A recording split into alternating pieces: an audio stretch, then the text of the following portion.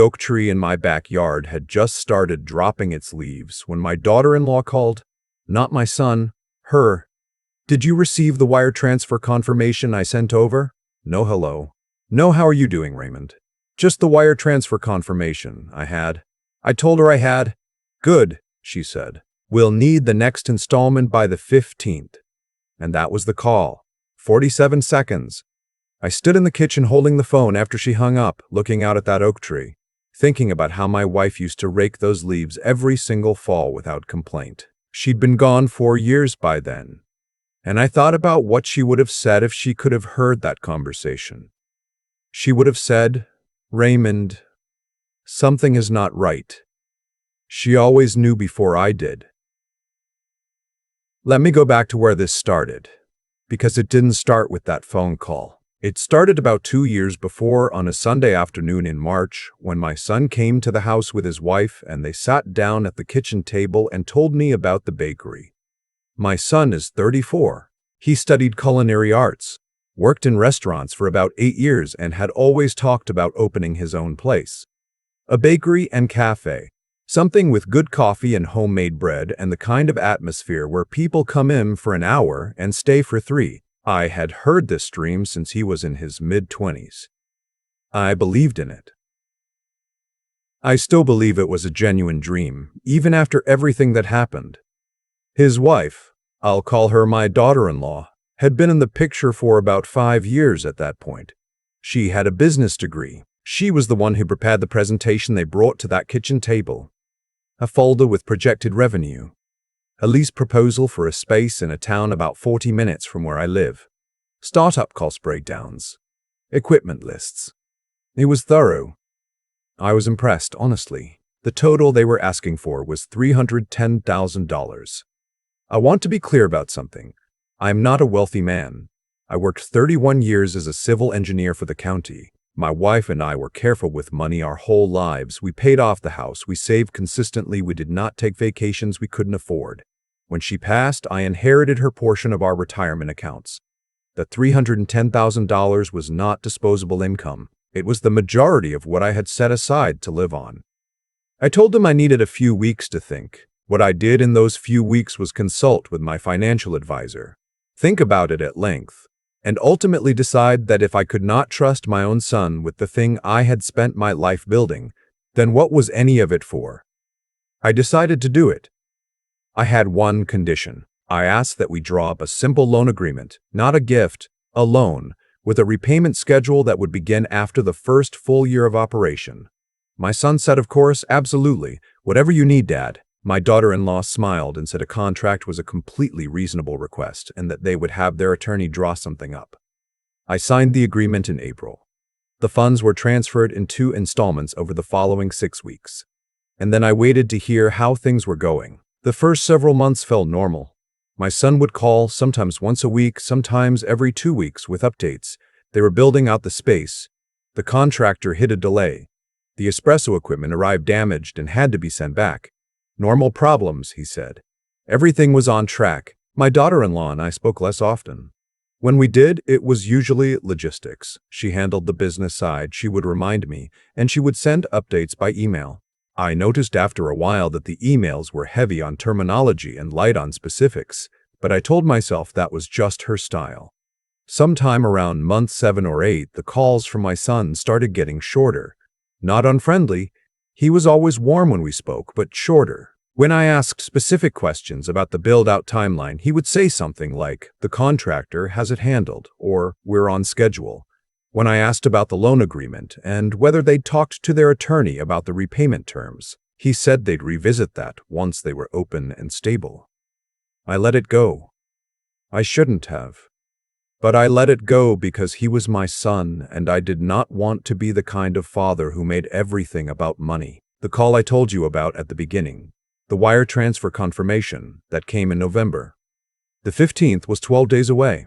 The amount she was asking for was an additional $42,000 for what she described as unforeseen infrastructure costs and equipment upgrades. $42,000. This was on top of the $310,000 already transferred. I wrote back and asked for a breakdown of the costs before I made any decisions. She sent a PDF the following day. It was detailed. Equipment names, vendor quotes, installation fees. It looked professional. I printed it out and put it on my desk and looked at it for several days. And then I asked the question I should have asked months earlier. When does the bakery open? I had not received an invitation. I had not received an invitation. I had not received an opening date. I assumed they were still building out, still preparing. But something about that request for $42,000 on a 2-week deadline made me suddenly realize I didn't actually know where things stood. I called my son. It went to voicemail. I called again that evening. Voicemail. I texted him, "Hey, can you give me a call when you get a chance? Want to hear how things are going with the opening?" He responded the next morning. "Things are good, really busy right now. We'll call soon." He did not call that day. Or the next. I drove to the address I had on file. I almost missed it. I was looking for a place under construction, scaffolding, maybe a paper sign in the window, that kind of thing. What I found instead was a bakery that was already open. The sign was up, a clean painted sign with the name they had chosen. There were small cafe tables visible through the front window. There was a chalkboard menu. There were people inside. I sat in my car in the parking lot across the street for about 10 minutes. Then I drove home. I called my son that night, and this time he answered. I asked him when the bakery had opened. He was quiet for a moment. Then he said, "About 6 weeks ago." I said, "6 weeks." He said, "Dad, we were going to tell you." I said, "Was there an opening? A grand opening of some kind?" Another pause. There was a small gathering. It was just, close friends, some of her family. I said, "I see." And then I told him I would talk to him soon, and I hung up. I want to be careful here about how I describe what I felt in that moment, because I think it is important to get it right. It was not rage. It was something quieter than that, and in some ways worse. I had written a check for $310,000, the savings of a lifetime, money I would need to live on, money I had trusted him with, and my son had stood in a parking lot or a ribbon cutting or whatever it was, surrounded by people he'd chosen to include, and he had not made one phone call. Not one. I did not sleep that night. 3 days later, my daughter-in-law called. Not about the opening. About the $42,000. "I just wanted to follow up on the infrastructure invoice," she said. "The contractor needs confirmation by end of week." I told her I was still reviewing the documentation. She said, "Raymond, the timeline is really tight on this. If we miss the window with this contractor, we're looking at a significant delay and additional costs." I said I understood, and I told her I would be in touch. After we hung up, I sat down at my desk and I started going back through every email, every document, every wire transfer confirmation from the past 18 months. I had kept everything. I am an engineer by training and by habit, and I keep records. I spread it all out across the kitchen table, and that is when I found it. In the original cost breakdown they had presented to me, there was a line item for commercial refrigeration, 2 large display cases, and a walk-in cooler. Total cost listed, $28,000. The vendor was listed as a company called Prestige Commercial Kitchen Solutions out of Atlanta. I searched for that company online. Nothing came up. No website. No reviews. No Better Business Bureau listing. No Georgia business registration that I could find. I looked at the payment records. The wire transfer for $28,000 had gone out to a bank account with a routing number I didn't recognize. Not any of the vendor accounts my daughter-in-law had set up for the bakery's operating expenses. I called a friend of mine, a retired attorney named, well, I'll just say he's someone I've known for 30 years and I trust him completely. I sent him what I had found and asked if he could help me understand what I was looking at. He called me back the next morning and said, "Raymond, I think you need to hire someone to look at this properly." I asked what he meant by that. He said, "That routing number goes to an LLC. I ran it through a few databases. The LLC was registered in Delaware about 14 months ago. I can't tell you definitively who owns it, but the timing and the structure of it, this is something you need to look at with a forensic accountant or an attorney who handles financial fraud." I sat with that for a long time after I hung up the phone. $28,000, paid to a shell company, and now they were asking for $42,000 more. I did not confront anyone immediately. I want to be honest about why. Part of it was that I needed more information before I said anything I couldn't take back. But part of it was that I needed to accept what I was looking at. Because accepting it meant accepting that my son, or at minimum, his wife with my son's knowledge, had taken money from me. Not borrowed, not mismanaged. Taken. I hired an attorney. She specialized in civil litigation and had experience with financial disputes. I brought her everything I had. Over the following 3 weeks, she and a forensic accountant my attorney recommended went through the complete financial picture of the bakery's setup. What they found was this. The Shell LLC in Delaware had received a total of $28,000. The registered agent was a name that meant nothing to me. A generic name you use when you want a Delaware LLC with no obvious connection to yourself. However, the bank account associated with the LLC had a linked personal account. My attorney would not tell me the name on that account directly. She said we needed to be careful about how we moved forward. But she told me the linked account belonged to someone in my daughter-in-law's immediate family. There was also the question of the refrigeration equipment. It existed. It was in the bakery. But the actual cost of that equipment based on current market pricing and the vendor they had ultimately used was closer to $16,000, not $28,000. The difference, roughly $12,000, had moved through the Shell LLC and into that personal account. My attorney also noted that the loan agreement I had signed was, in her words, substantially unenforceable as written. The repayment terms were vague. There was no collateral. There was no mechanism for default. The attorney who had drafted it, my daughter-in-law's attorney, had structured it in a way that left me with very little legal recourse for recovery of the principal. I sat in my attorney's office and listened to all of this, and I did not say a word until she was finished. Then I asked her what my options were. She walked me through them. We could pursue civil litigation for fraud and breach of fiduciary duty. We could report the matter to the state attorney general's office. We could do both. She was candid with me. Civil litigation was expensive and outcomes were uncertain. The amount we were likely to be able to recover would not cover the full loss. She advised me to think carefully about what outcome I actually wanted.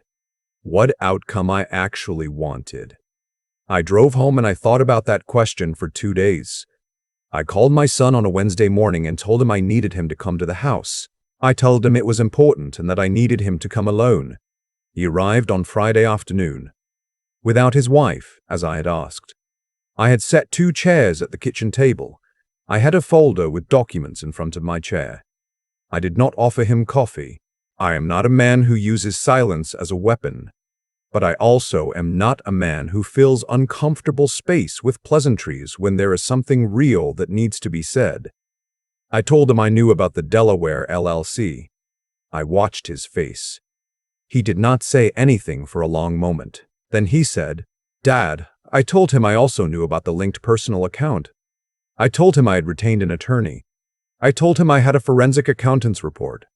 I set the folder on the table and I pushed it toward him and I let him look at it. He looked at the first 2 pages and then he put it down.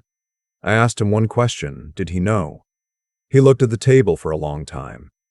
Then he said, "She told me it was a standard setup, that a lot of small businesses do it for liability purposes." I asked if he believed that. He did not answer. I told him that I was not going to pretend that moment was not one of the most painful of my life.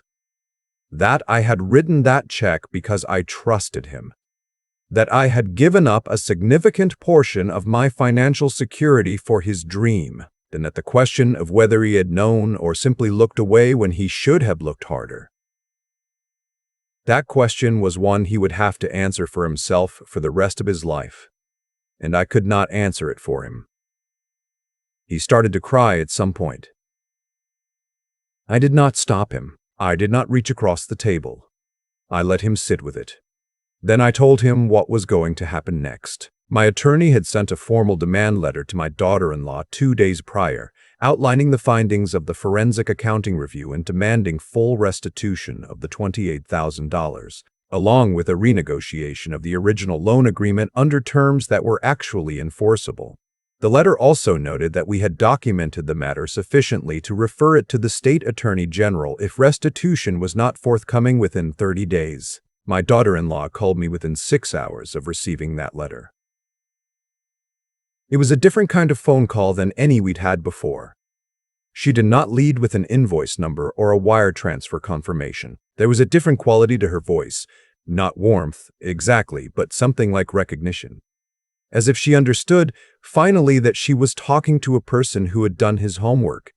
She asked if we could discuss the situation. I told her that all further discussion would go through my attorney, and I gave her the contact information. She said, "Raymond, this doesn't need to go any further then." I told her I hoped she was right, and I wished her well, and I ended the call. My daughter-in-law's attorney contacted my attorney within the week. There was a period of back and forth that I will not describe in detail because it is still a recent thing, and my attorney has advised me on what I can and cannot say publicly. What I will tell you is that we reached a resolution. Not everything I had put in was recovered. I said earlier that civil litigation is expensive and outcomes are uncertain, and my attorney's early assessment held true. But a meaningful portion was returned to me, and the loan agreement was redrawn under terms that my attorney was satisfied with. My son and his wife are still married, as far as I know. My son and I have spoken twice since that Friday afternoon in my kitchen. The conversations have been short. There is a great deal of distance between us right now, and I do not know whether that distance will close or whether it will become permanent. I hope for the former. I am preparing myself for the possibility of the latter. The bakery is still open. I drove past it once, a few weeks after the resolution. I did not stop. There is something I want to say to anyone watching this who recognizes any part of this story, because I suspect there are more of you than I would hope. When someone you love asks for your trust, and you give it, and they handle it carelessly, that is a wound that does not follow a clean timeline. Some mornings it is simply a fact, a thing that happened, a chapter that is behind you. Other mornings it is right there at the kitchen table with you while the coffee brews, and you are back in that parking lot, looking at the sign over the door, doing the arithmetic of what it costs you to believe in someone. I am not a man given to regret, but I want to be honest. There are things I would do differently. I would have insisted on cleaner contract language. Not because I suspected my son of anything, I did not, but because clarity is a form of respect. A well-written agreement says, "I take this seriously enough to get it right." It says, "When we look back at this in 10 years, there will be no disagreement about what we meant." I have been an engineer my whole career. I never submitted a design without double-checking the measurements. I should not have submitted $310,000 without doing the same. I would have asked for quarterly financial reports in writing from the beginning, not because I wanted to control the business, because that is what an investor does, and I was an investor, and I would have had the loan agreement reviewed by my own attorney before I signed it. Not theirs. Mine. Those 3 things might not have prevented what happened, but they would have made it harder to hide. And sometimes, when the stakes are high enough, the awareness that something is hard to hide is enough to stop certain choices before they are made. I am 67 years old. I have more years behind me than ahead. What I have left to give, in money, in time, in whatever form love takes when you're older and you've already spent the easier versions of it, that matters more now, not less. I intend to be thoughtful about where it goes. The oak tree is bare now. I raked the leaves myself this year, the way my wife used to do, and I thought about her the whole time. She would have seen it coming. I hope someone out there doesn't have to learn it the way I did. I have thought a lot about cause and effect since all of this happened. Not in any grand philosophical sense, just the plain ordinary mechanics of it. Every choice has a weight. Every decision lands somewhere, eventually. My daughter-in-law made choices, and those choices produced consequences she did not fully anticipate when she was setting up a Delaware LLC and writing vendor names that didn't exist. My son made choices too. Maybe not the same kind, but choices nonetheless. The choice to look away when looking closer would have cost him something. The choice to let his father stand in a parking lot reading a sign that had been up for 6 weeks and feel that particular kind of quiet. Those choices landed. They always do. And I made choices. I chose to trust without verifying. I chose to let conversations stay comfortable when they should have gotten specific. I chose to believe that love was sufficient protection against mismanagement, which is a thing I know better than almost anyone. I spent 3 decades checking load-bearing calculations before a single beam went into the ground, because in engineering, love for a project does not keep a structure standing. Rigor does. I forgot that. I paid for forgetting it. What I want to say about ethics is this. It is not a complicated thing at its core. It comes down to whether you are willing to do to someone else what you would find unacceptable if done to you. My daughter-in-law knew what that money represented. She knew it was a retired man's savings. She knew when she set up that LLC and moved those funds that she was taking something that was not hers to take. The sophistication of the mechanism doesn't change the nature of the act. Smart people do wrong things all the time. Intelligence without integrity is just a more efficient way to cause harm. What I want to say about wisdom is that it is almost never the product of good times. I did not learn the things I know now about contracts and forensic accounting and the difference between a loan agreement and a legal document during the years when everything was fine. I learned them in an attorney's office looking at a spreadsheet that told me something I did not want to know. That is usually how wisdom arrives, not as a gift, but as tuition. The only question is whether you're willing to sit through the lesson or walk out before it's over. What I want to say about resilience is that it is quieter than people make it sound. It is not a roar. It is the decision, made on an ordinary Tuesday, to rake your own leaves and keep going. It is sitting across a kitchen table from your son, telling him the truth, and not collapsing under the weight of how much it costs to do that. It is hiring the attorney, reading the documents, making the phone calls, and not letting the size of the betrayal convince you that you are finished. Raymond is not finished. I am not finished. I do not know what happens next between my son and me. I hope time does what it sometimes does, but I am not waiting on hope alone. I am going to keep being a man my wife would have recognized. Careful, clear-eyed, and still standing. That is the only revenge that has ever made sense to me.